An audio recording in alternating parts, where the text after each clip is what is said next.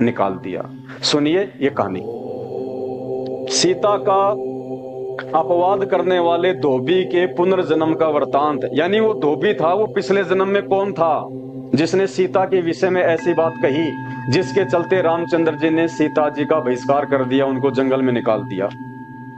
ये वही पद्म पुराण है, वही कथा चल रही है। ये स्वामीन जिनकी उत्तम कीर्ति संपूर्ण जगत को पवित्र करने वाली है, उन्हीं जानकी देवी के पति उस धोबी ने,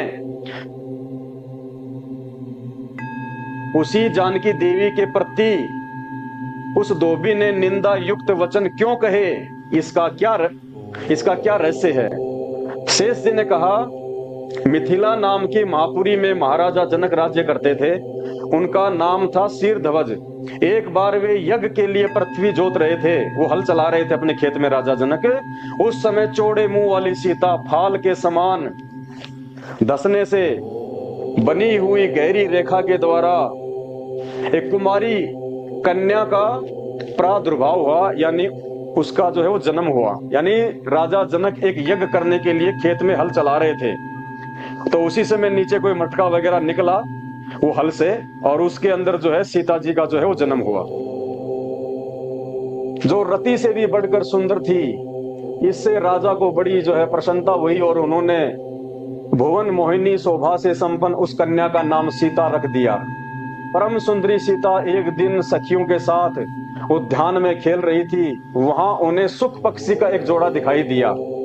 ये सीता है, ये अपनी सहेलियों के साथ में जो है जंगल में वहां पे मतलब एक बगीचे में खेल रही है। वहां इसको ये पक्षियों का जोड़ा दिखाई दिया एक सीता को। और ये जो राजा जो जनक थे, ये यज्ञ के लिए ये जमीन जो है वो जोत रहे थे, तो यहाँ पे इनको ये सीता निकली थी फिर ये जमीन से। तो जो पक्षी का जोड़ा उनको दिखाई दे रहा था, जो बड़ा ही मनोरम था, वे दोनों पक्षी एक पर्वत की चोटी पर बैठकर इस प्रकार बोल रहे थे, पृथ्वी पर श्री राम नाम से एक बड़े सुंदर राजा होंगे, उनकी महारानी सीता नाम से विख्यात होगी। वो तोता और तोती आपस में बैठ के बातें कर रहे थे कि पृथ्वी पर श्री रामचंद्र नाम से एक महान राजा होगा, उसकी पत्नी होगी जिसका नाम सीता होगा। श्री रामचंद्र जी बड़े बुद्धिमान और बलवान होंगे। अब श्री रामचंद्र जी में कितनी बुद्धि थी आपने देख लिया होगा अभी थोड़ी देर पहले। और बलवान होंगे, वो कितने बलवान थे ये भी आपने देख लिया। जो रावण से अकेले युद्ध करके अपनी पत्नी को छुड़वा के नहीं ला सके, वो कितने बलवान थे। अरे रावण भी तो लंका से अकेला आके सीता को ले गया था। क्या श्री रामचंद्र जी अकेले जाके सीता को लेके नहीं आ सकते थे? तो रामचंद्र जी जो है कितने बलवान थे ये सबको पता है अच्छे से। वे बड़े बुद्धिमान और जो है बलवान होंगे तथा समस्त राजाओं को अपने वश में रखते हुए सीता के साथ 11,000 वर्षों तक राज्य करेंगे। धन्य है वो जानकी देवी और धन्य है श्री राम, जो एक दूसरे को प्राप्त होकर इस पृथ्वी पर आनंद पूर्वक विहार करेंगे। उन्होंने अपने जीवन में कितना आनंद मनाया ये भी सबको पता है। तो वो तोता तोती इस प्रकार की बातें कर रहे थे सीता जी के आगामी समय को लेके। तोते की उस जोड़ी की ऐसी बातें करते देख सीता ने सोचा कि ये दोनों मेरे ही जीवन की मनोहर कथा कह रहे हैं, इन्हें पकड़कर सभी बातें पूछूं। ऐसा विचार कर उन्होंने अपनी सखियों से कहा, ये पक्षियों का जोड़ा बहुत सुंदर है, तुम लोग चुपके से जाकर इसे पकड़ लाओ। सखियां उस पर्वत पर गई और दोनों सुंदर पक्षियों को पकड़ लाई। लाकर उन्होंने सीता को अर्पण कर दिया। सीता उन पक्षियों से बोली, तुम दोनों बड़े सुंदर हो, देखो डरना नहीं, बताओ तुम कौन हो और कहां से आए हो, राम कौन है और सीता कौन है, तुम्हें उनकी जानकारी कहां से हुई, इस सारी बातों को जल्दी जल्दी बताओ। मेरी ओर से तुम्हें भय नहीं होना चाहिए। सीता के इस प्रकार पूछने पर दोनों पक्षी जो है सब बातें बताने लगे। देवी, वाल्मीकि नाम से प्रसिद्ध एक बहुत बड़े महर्षि हैं जो धर्म यज्ञों में श्रेष्ठ माने जाते हैं। हम दोनों उन्हीं के आश्रम में रहते हैं, यानी हम दोनों वाल्मीकि ऋषि के आश्रम में रहते हैं। महर्षि ने रामायण नाम का एक ग्रंथ बनाया है जो सदा ही उनके मन को प्रिय जान पड़ता है। उन्होंने शिष्यों को उस रामायण का अध्ययन कराया है। यानी श्री रामचंद्र जी के जन्म से पहले ही रामायण लिखी जा चुकी थी महर्षि वाल्मीकि के द्वारा। तो वो कथा जो है तोता और तोती भी सुनते थे। जब महर्षि अपने आश्रम में जब अपने भक्तों को राम और सीता की वो कथा सुनाया करते थे, रामायण सुनाया करते थे कि आगे चल के एक ऐसा राम होगा, एक ऐसी सीता होगी, 14 साल का वनवास मिलेगा, रावण ले जाएगा, वो तोता तोती भी उनके आश्रम में एक पेड़ पे बैठ के सारी बातें जो है वो सुना करते थे, तो उनको याद हो गई थी। तथा प्रतिदिन वे संपूर्ण प्राणियों के हित में संलग्न रहकर उस रामायण के पद्यों का चिंतन किया करते हैं। रामायण का कलेवर बहुत बड़ा है, हम लोगों ने उसे पूरा पूरा सुना है। बार बार उसका गान और पाठ सुनने से हमें भी उसका अभ्यास हो गया है। राम और जानकी कौन है, इस बात को हम बताते हैं तथा इसकी भी सूचना देते हैं कि श्री राम के साथ क्रीड़ा करने वाली जानकी के विषय में क्या क्या बातें होने वाली हैं। तुम ध्यान देकर सुनो। महर्षि श्रृंगी ऋषि के द्वारा कराए हुए पुत्रेष्टि यज्ञ के प्रभाव से भगवान विष्णु राम, लक्ष्मण, भरत और शत्रुघ्न ये 4 शरीर धारण करके प्रकट होंगे। देवंगनाएं भी उनकी उत्तम कथा का गुणगान करेंगी। ये सारी बातें उसने, तोता ने जो है सीता जी को बताई। कानों को अत्यंत मधुर प्रतीत होने वाली पक्षियों की ये बातें सुनकर सीता ने उन्हें मन में धारण किया और पुनः उन दोनों से इस प्रकार पूछा, राम कहाँ होंगे?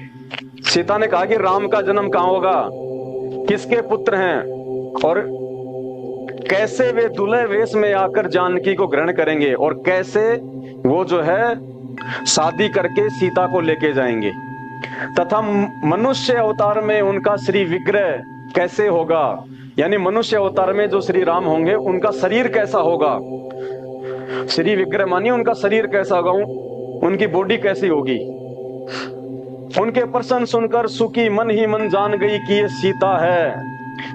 वो तोता पक्षी का जो जोड़ा था वो इस प्रकार की बातें सुन के कि भाई इसके मन में इतनी जिज्ञासा क्यों हो रही है सारी बातें जानने की, तो कहने का मतलब है वो जो तोता पक्षी का जोड़ा था वो जान गया कि ये सीता है। उन्हें पहचान कर वह सामने आकर उनके चरणों में गिर पड़ी और बोली, श्री रामचंद्र जी का मुख कमल की कली के समान सुंदर होगा, नेत्र बड़े बड़े तथा खिले हुए। मतलब इन्होंने श्री रामचंद्र जी के शरीर का वर्णन किया। उसके बाद क्या होता है, फिर उस तोती ने पूछा, उस पक्षी ने पूछा, परंतु सुंदरी तुम कौन हो, तुम्हारा नाम क्या है, क्यों तुम इतने चतुरता और आदर के साथ श्री रामचंद्र जी के गुणों का कीर्तन सुनने के लिए सवाल कर रही हो। पक्षियों की ये बातें सुनकर जनक कुमारी सीता अपने जन्म की ललित एवं मनोहर चर्चा करती हुई बोली, जिसे तुम लोग जानकी कह रहे हो वह जनक की पुत्री मैं ही हूँ। मेरे मन को लुभाने वाले श्री राम जब यहाँ आकर मुझे स्वीकार करेंगे तब मैं तुम दोनों को छोड़ूंगी। अब सीता ने फालतू का पंगा पा लिया। तोता पक्षी के जोड़े से इस प्रकार की बातें सुन के राम के विषय में सीता ने दोनों को पकड़ लिया और कहा, पहले तो उनको क्या बोल रही है कि तुम्हारे को जो है मेरे से डरना नहीं चाहिए, मैं तुम्हें कोई हानि नहीं पहुंचाऊंगी। और जब उसने सारी राम कहानी सुनी फिर सीता ने दोनों को पकड़ लिया और क्या कहा, जब तक श्री रामचंद्र जी शादी करने के लिए यहाँ नहीं आएंगे, जब तक मैं उनकी जो है वो पत्नी नहीं बन जाऊंगी तब तक तुम्हें नहीं छोड़ूंगी। मेरे मन को लुभाने वाले श्री राम जब तक यहाँ आकर मुझे स्वीकार नहीं करेंगे तब तक मैं तुम दोनों को छोड़ूंगी, यानी उस समय तक मैं तुम्हें नहीं छोड़ूंगी, अन्यथा नहीं, क्योंकि तुमने अपने वचनों से मेरे मन में लोभ उत्पन्न कर दिया है। अब तुम इच्छा अनुसार खेल करते हुए मेरे घर में सुख से रहो और मीठे मीठे पदार्थ भोजन करो। यह सुनकर सुग्गी ने जानकी से कहा, यानी उस मादा जो है तोता ने जानकी से कहा, सीता से कहा, साध्वी हम जंगल के पक्षी हैं, पेड़ों पर रहते हैं और सब जगह विचरा करते हैं, हमें तुम्हारे घर में सुख नहीं मिलेगा। मैं गर्भिणी हूँ, यानी मेरे जो है बच्चा है मेरे गर्भ में, मैं गर्भिणी हूँ, अपने स्थान पर जाके बच्चे पैदा करूंगी, उसके बाद फिर तुम्हारे यहाँ आ जाऊंगी। वो तोते ने कहा कि मेरे पेट में अंडे हैं और मैं तुम्हारी तरह जोमल की महलों में नहीं रहती हूँ, मैं जंगलों में रहती हूँ, वही मैं मेरे बच्चे उत्पन्न करूंगी और बच्चे उत्पन्न करने के बाद मैं फिर आ जाऊंगी मैं तुम्हारे पास में। वो तोती कह रही है। सीता क्या बोली? उसके बाद फिर तुम्हारे यहां आ जाऊंगी। उसके ऐसा कहने पर भी सीता ने न छोड़ा। बताओ, उस पक्षी के इतना विनय करने के बाद भी सीता ने उसको नहीं छोड़ा। तब उसके पति ने विनित वाणी में उत्कंठित होकर कहा, तब उस तोता ने दुखी मन से कहा, सीता मेरी सुंदरी भारिया को छोड़ दो, यानी मेरी इस तोती को छोड़ दो। इसे क्यों रख रही हो? शोभने, ये गर्भिणी है, सदा मेरे मन में बसी रहती है। जब ये बच्चों को जन्म दे लेगी तब इसे लेकर फिर तुम्हारे पास आऊंगा। तोते के ऐसा कहने पर जानकी ने कहा, महामते तुम आराम से जा सकते हो, मगर तुम्हारी यह भारिया, तुम्हारी यह औरत मेरा प्रिय करने वाली है, मैं इसे अपने पास बड़े सुख से रखूंगी। सीता ने उस तोते से कहा कि तुम जा सकते हो, मैं इसको नहीं छोड़ूंगी। यह सुनकर पक्षी दुखी हो गया। उसने करुणा युक्त वाणी में कहा, दुखी मन से कहा, योगी लोग जो बातें करते हैं वह सत्य ही है, किसी से कुछ न कहें, मौन होकर रहें, नहीं तो उन्मत्त प्राणी अपने वचन रूपी दोष के कारण ही बंधन में पड़ता है। यदि हम इस पर्वत के ऊपर बैठकर वार्तालाप ना करते होते तो हमारे लिए ये बंधन नहीं होता, इसलिए मौन ही रहना चाहिए। इतना कहकर पक्षी पुनः बोला, सुंदरी मैं अपनी इस भारिया के बिना जीवित नहीं रह सकता। तोता बोला, मैं अपनी तोती के बिना जीवित नहीं रह सकता, इसलिए इसे छोड़ दो। सीता तुम बड़ी अच्छी हो, मेरी प्रार्थना मान लो। इस तरह नाना प्रकार की बातें कहकर उसने समझाया, किंतु सीता ने उसकी पत्नी को नहीं छोड़ा। तब उसकी भारिया ने क्रोध और दुख से आकुल होकर जानकी को शाप दे दिया। तोती ने दुखी होकर, परेशान होकर जब सीता ने उसको नहीं छोड़ा तो उस तोती ने सीता को श्राप दे दिया। क्या कहा?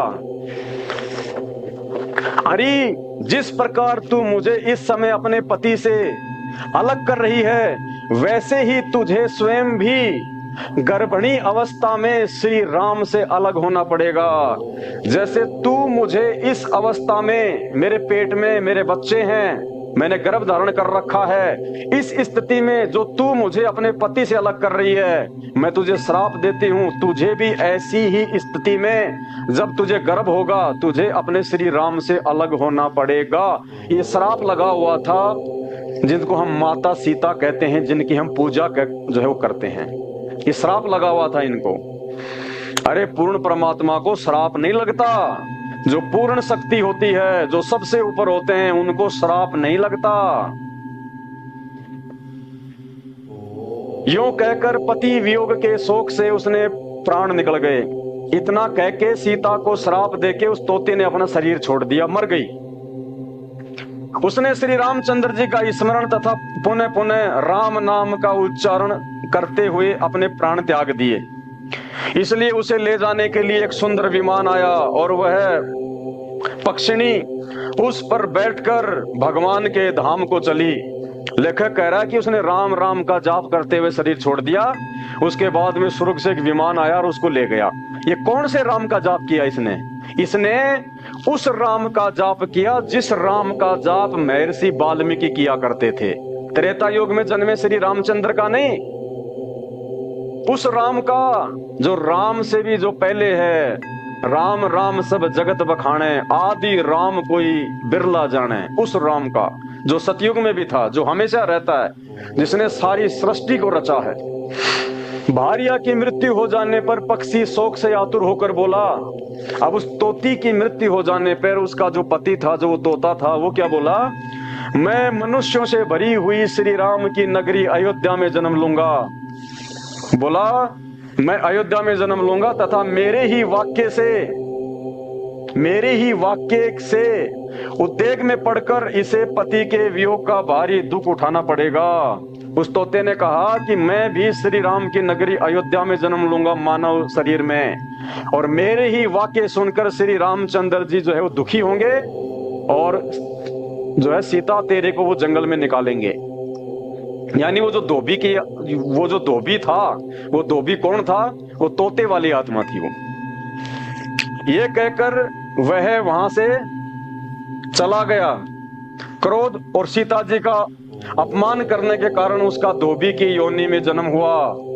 जो बड़े लोगों की बुराई करते हुए क्रोध पूर्वक अपने प्राणों का परित्याग करता है। ये इनकी राम कहानी है, सीता जी की और श्री राम की। तो अब हमें इस कहानी से जो शिक्षा प्राप्त करनी है, तो यह क्या गया? धोबी के रूप में उत्पन्न हुए उस तोते का श्राप ही सीता से, पति से अलग होने का कारण हुआ, और इसी से वो जो है वन में गई। यानी उस तोते वाली आत्मा, उस धोबी ने जो व्यंग्यपूर्ण बातें कही, वो बातें सुन के उन गुप्तचरों ने राम को कही, और इसी बात से दुखी होके, परेशान होके रामचंद्र जी ने सीता जी को निकाल दिया अयोध्या से। तो भाई और बहनों, हमें समझना ये है कि हम जिस श्री राम को भगवान मान के, परमात्मा मान के, देवादि देव मान के, सबसे बड़ा मान के हम जिसकी पूजा कर रहे हैं, राम नवमी मनाते हैं, उनके गुणगान करते हैं, बड़े बड़े मंदिर बना रखे हैं, मूर्तियां बना रखी हैं कि इनकी भक्ति करने से हमारे सारे संकट ही कट जाएंगे। वो श्री रामचंद्र जिनको आप इतनी महिमा दे रहे हैं, अज्ञानता के चलते, नासमझी के चलते, शास्त्रों की आदि अधूरी जानकारी के चलते, वो श्री राम जिनसे आप अपने संकट कटवाने की सोच रहे हैं, वो श्री राम अपनी पत्नी सीता के श्राप को नहीं काट सके। जो श्राप सीता जी को एक तोते के कारण लगा था, वो भगवान थे तो अपनी पत्नी के श्राप को क्यों नहीं काट सके? क्या मजबूरी थी? क्या भगवान इतना जो है कमजोर होता है जो अपनी ही पत्नी के श्राप को नहीं काट सके, अपनी ही पत्नी के कष्टों को नहीं हर सके? वो श्री रामचंद्र जी आपके मंदिर में जाने से, 50 रुपए की अगरबत्ती धूपबत्ती लगाने से, है सारी रात जो है ढोलक पे थपियां मारने से, 3-4 भजन गाने से, वो श्री रामचंद्र जी आपसे कदापि प्रसन्न होने वाले नहीं हैं। जो अपनी सबसे प्रिय पत्नी के भी वो कर्म नहीं काट सके, उनका भी श्राप नहीं काट सके, और उस श्राप के कारण सीता को अपने पति से अलग होना पड़ा।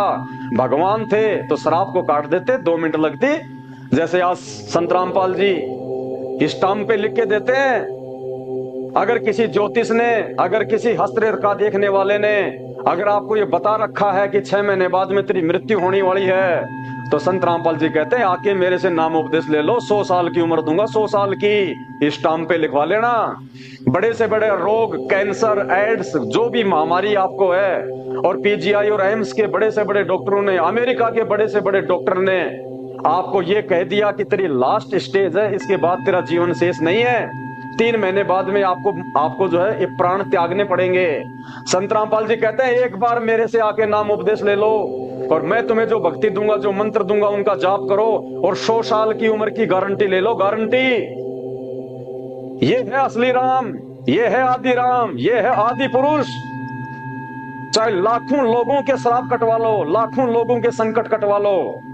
कहते हैं तुम कौन राम का जपते जापम, ताते कटे ना तेनु तापम। ये 3 ताप के कारण सीता को ये श्राप लगा था, दैहिक, दैविक और आध्यात्मिक। दैहिक यानी शरीर से संबंधित रोग, दैविक यानी किसी देवी देवता का जो है कोई श्राप लग जाना, और आध्यात्मिक यानी हमारे कोई पिछले जन्मों के पाप कर्मों के कारण हमारे ऊपर जो है कोई संकट आना। तो सीता जी को जो ये श्राप लगा था, ये जो है बल्कि दैवीय में था, ये दैविक ताप था। तो वो राम जिनको हम भगवान कहते हैं, अपनी ही पत्नी के उस ताप को नहीं काट सके, श्राप को नहीं काट सके। आप और हमारे 20 रुपए की अगरबत्ती की धुआं करने से कहां काट देंगे? गलत फहमी है, बहुत बड़ी अज्ञानता में जी रहे हो। मानव शरीर को बर्बाद कर रहे हो पल पल बिना जानकारी के। ये अनमोल रतन है, अनमोल रतन। भक्ति इसी से हो सकती है। आज इसी शरीर में तुम जान सकते हो राम कृष्ण भगवान कौन, क्या भक्ति। कल को ये शरीर छूट गया, गधे कुत्ते का शरीर मिलेगा, तुम भक्ति नहीं कर पाओगे। तुम्हें कोई जान ही नहीं पाओगे कि राम कौन है, श्री कृष्ण कौन है, भक्ति क्या है, भगवान कौन है, जो है गुरु जी क्या होते हैं, कुछ नहीं। फिर अपना भोग भोगोगे। तो आज समय है, धरती पे परमात्मा है, वो सबका राम, वो आदि राम, वो सकल सृष्टि का रचनहार, वो कबीर देव जो सबके ऊपर है, जिसके ऊपर कोई श्राप काम नहीं करता। जैसे हमारे देश के माननीय राष्ट्रपति जी, जिनको हम राष्ट्रपिता कहते हैं, राष्ट्रपति कहते हैं, उनके ऊपर कोई श्राप काम नहीं करता, उनके ऊपर कोई एफआईआर काम नहीं करती, क्योंकि वो देश के प्रथम नागरिक है। और राष्ट्रपति जब तक अपने कार्यकाल में रहता है, उसके ऊपर कोई मुकदमा नहीं हो सकता, कोई एफआईआर नहीं हो सकती, कोई उनको जेल नहीं भेज सकता। अपनी मर्जी से चाहे लाख बार वो जेल में जाएं, लोगों की जो है मतलब देखने के लिए। जैसे राष्ट्रपति जी जेल का दौरा करते हैं, तो जब वो जेल में जाते हैं तो वो किसी अपराधी के रूप में नहीं जाते, वो किसी जो है कैदी के रूप में नहीं जाते, वो अपनी मर्जी से जाते हैं, ये देखने के लिए कि जो कैदी है उनका जीवन कैसा है, उनको सुख सुविधा है कि नहीं है, जो उनको सरकार की तरफ से दी जानी चाहिए। बाकी राष्ट्रपति देश में सबसे ऊपर होता है, सबसे ऊंची पोस्ट है, वो प्रथम नागरिक है, वो लोगों की सजा भी माफ कर सकता है। अगर किसी को फांसी की सजा सुप्रीम कोर्ट ने सुना दी हो तो राष्ट्रपति उसको माफ कर सकता है। इसी प्रकार वो आदि राम, वो सबका राम, वो सबका पिता है। जैसे राष्ट्रपति खाली एक देश का पिता है, खाली एक देश का पति है, वो आदि राम वो सबका पति है। वो कबीर देव जो आज संत रामपाल जी के रूप में धरती पे प्रकट हैं, ये सबके पति है, सबके बाप हैं। जैसे राष्ट्रपति जो है एक खूनी को भी माफ कर सकता है, जिसको फांसी की सजा सुप्रीम कोर्ट ने दे दी हो उसको भी माफ कर सकता है, इतनी पावर है उसके पास में। इसी प्रकार वो आदि राम, चाहे किसी भी देवी देवता ने आपको कोई भी भयंकर से भयंकर श्राप क्यों ना दे दिया हो, वो आदि राम, वो सतगुरु रामपाल जी भगवान आज अपनी भक्ति से किसी भी प्रकार के जो है उस श्राप को चुटकियों में काट देंगे, चुटकियों में। उसको कहते हैं असली राम, आदि राम। ये तो आधे अधूरे राम है, आधे अधूरे भगवान है। ये खुद के श्राप नहीं काट सके। रामचंद्र जी को नारद का श्राप लगा, जिस कारण से वो 14 साल का वनवास भोगा। रामचंद्र खुद अपना श्राप नहीं काट सका। रामचंद्र जी की पत्नी सीता को एक तोता पक्षी ने जो है वो श्राप दिया, वो अपनी जो है पत्नी का श्राप नहीं काट सके। ये कहां से राम हो गए, कहां से भगवान हो गए। भाई और बहनों आंखें खोलो, ये मानव शरीर बहुत अनमोल है। एक एक श्वास परमात्मा ने हमारे को जो है वो गिन गिन के दिए। इस मानव जो शरीर जो चल रहा है ना, ये हमारी श्वासों के आधार पे चलता है। ये जो श्वास है ये गिनती की दी हमारे को परमात्मा ने, और इस श्वासों का केवल एक ही यूज है, सच्चे गुरु की शरण में आके फिर वो जो हमें जो मंत्र देंगे उन मंत्रों की हम साधना करें, हम भक्ति करें। वरना इस मानव शरीर का और कोई मतलब नहीं है। पशु का तो मूत्र भी काम आता है, उसका गोबर भी काम आता है। इंसान का ना मूत्र काम आता, ना इसका जो है गोबर काम आता, ना इंसान की चर्बी काम आती। पशु की जो है वो चर्बी से तो आप मतलब ढोलक बना लो, जूते बना लो, आप बेल्ट बना लो, जो मर्जी बना लो आप। उसकी तो हड्डियां भी काम में आती हैं। इस नर देह का तो कुछ भी काम में नहीं आता है। इसका सबसे बड़ा उपयोग एक ही है जो परमात्मा ने दिया है, बताया है। केवल इस शरीर से हम भगवान पा सकते हैं, हम भक्ति कर सकते हैं। अन्य योनियों में परमात्मा प्राप्ति नहीं हो सकती, केवल मानव योनि में होती है। तो भाइयों और बहनों समझो, इस मानव योनि की सार्थकता को समझो। संत रामपाल जी भगवान के सत्संग सुनना शुरू करो, वरना जैसे आए थे खाली हाथ वैसे खाली हाथ जाओगे। कहते हैं कबीरा सब जग निर्धना, धनवंता ना कोई, और धनवंता सोई जानिए जिसके पास भक्ति वाला धन होए। अंत समय में जब यहाँ से जाएंगे ना, तो धर्मराज ये नहीं देखेगा कि तूने कितना बैंक बैलेंस बनाया था, तूने कितने मकान, तूने कितने जो है प्लाट लेके रखे हुए हैं, तेरे पास में कितनी गाड़ियां थी, तू कितना बड़ा सेठ था, व्यापारी था, राजा था। नहीं, वो ये देखेगा कि जब तू यहाँ से गया था, तू हाथ जोड़ के लाइन में खड़ा था कि हे भगवान एक बार मेरे को ये मनुष्य जन्म दे दो, हे भगवान एक बार मेरे को मानव जन्म दे दो। अब की बार मैं भक्ति करूंगा, मैं सच्चे संत की खोज करूंगा, भक्ति करूंगा मैं।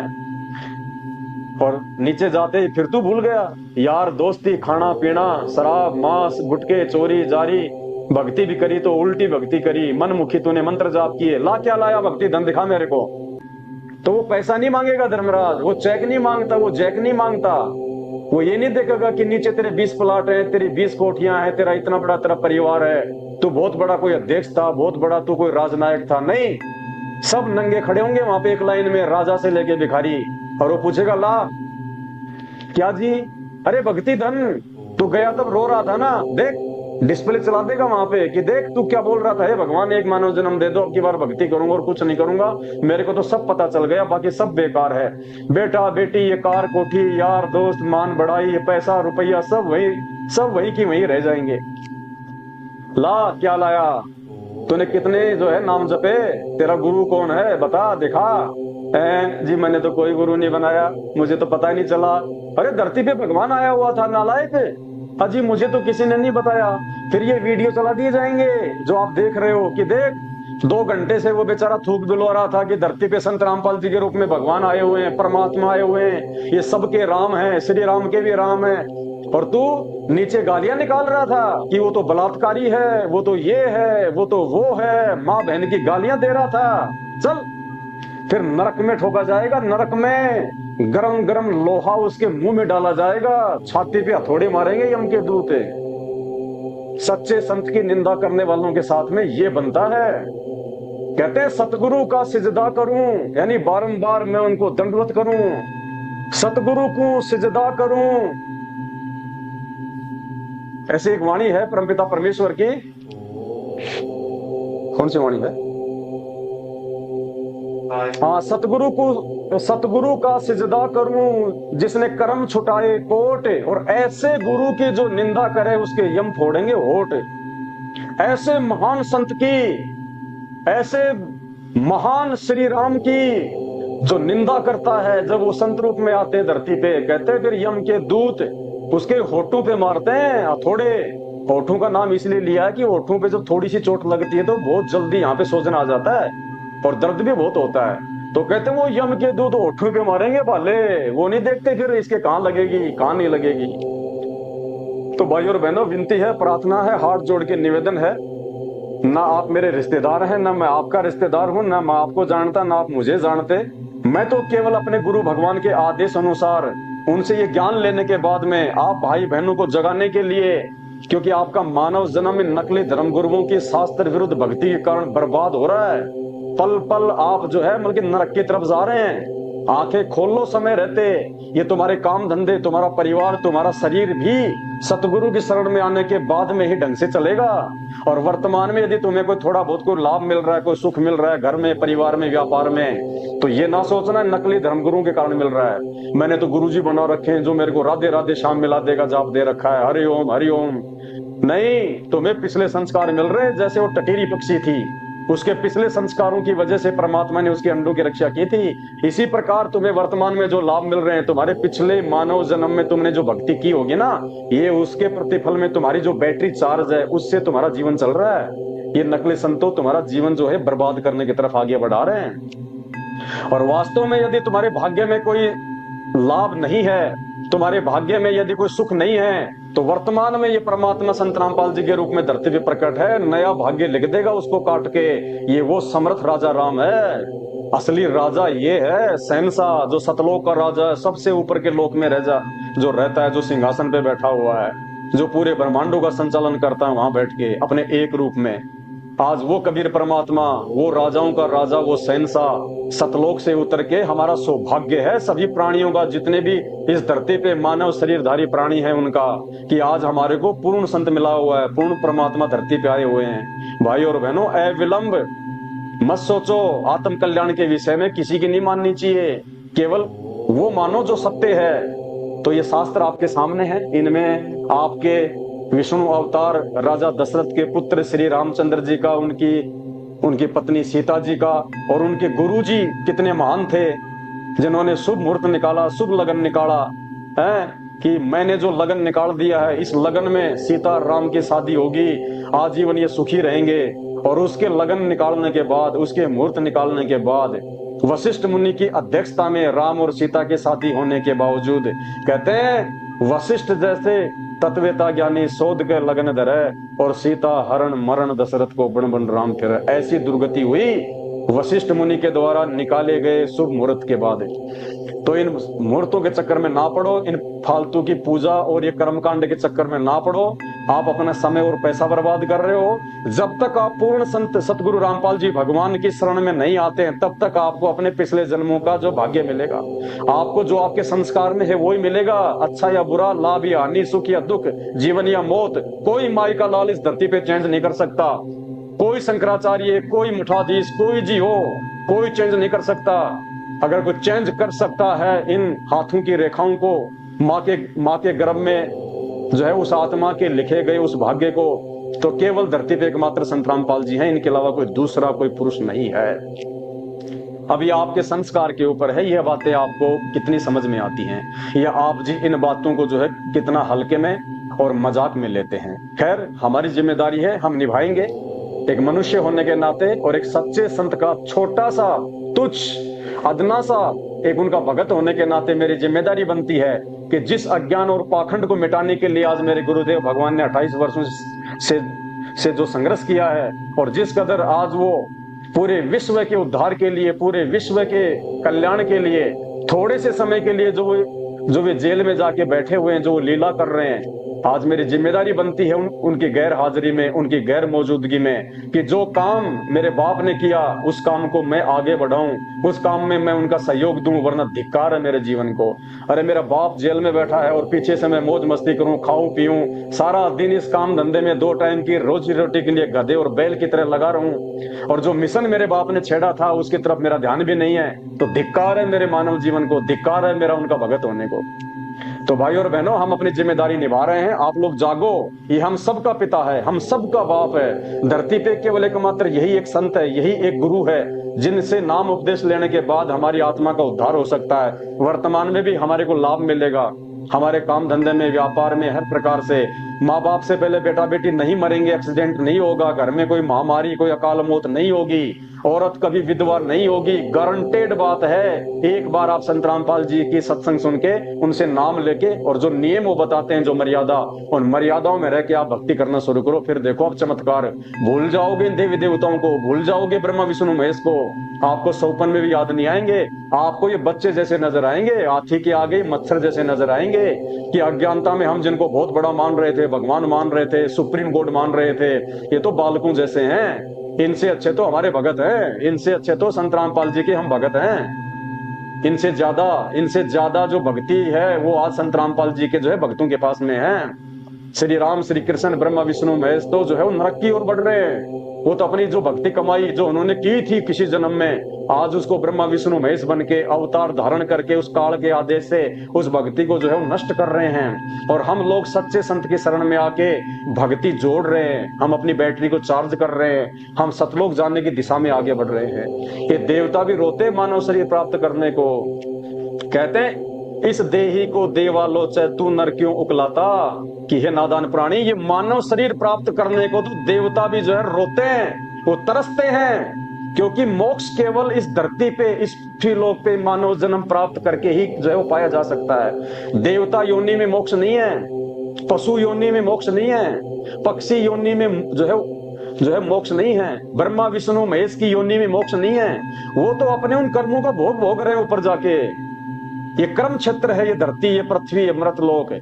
इस मृतलोक में यदि आपका मानव जन्म है, आपको यदि मनुष्य जन्म प्राप्त है, और यदि वो सच्चा राम, वो सच्चा सतगुरु यदि आपको प्राप्त है, तो आप उन देवी देवताओं से, ब्रह्मा विष्णु महेश से लाख गुना ज्यादा सेठ हो, आप धनी हो, आप उनसे परम सौभाग्यशाली हो।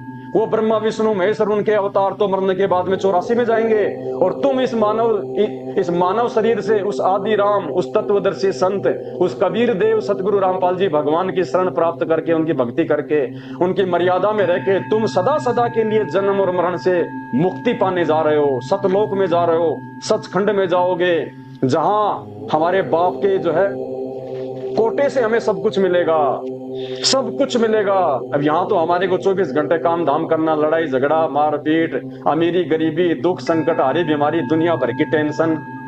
उस सतलोक में ऐसा कुछ नहीं है, ऐसी ही सृष्टि है, सब कुछ ऐसा ही है, लेकिन वहां पे अविनाशी है, वो कभी मरता नहीं, कभी गंदा नहीं होता। ना कोई काम करना पड़ता, ना कोई स्कूल में जाना पड़ता, ना कोई काम धंधा करना पड़ता, सब बैठे बैठे खाओ पियो ऐश करो मौज करो। दूध की नदियां, दही की वो नदियां, हीरे मोती के पहाड़ जो हम सुनते हैं ना, वो वहां है संत रामपाल जी के लोक में, उस कबीर परमेश्वर के लोक में, सतलोक में। हर एक आत्मा के विमान खड़े हैं वहां पे, उनके घरों के आगे विमान, हर एक आत्मा के। हम सब अपनी गलती से यहाँ पे इस काल के चक्कर में आ गए सतलोक से।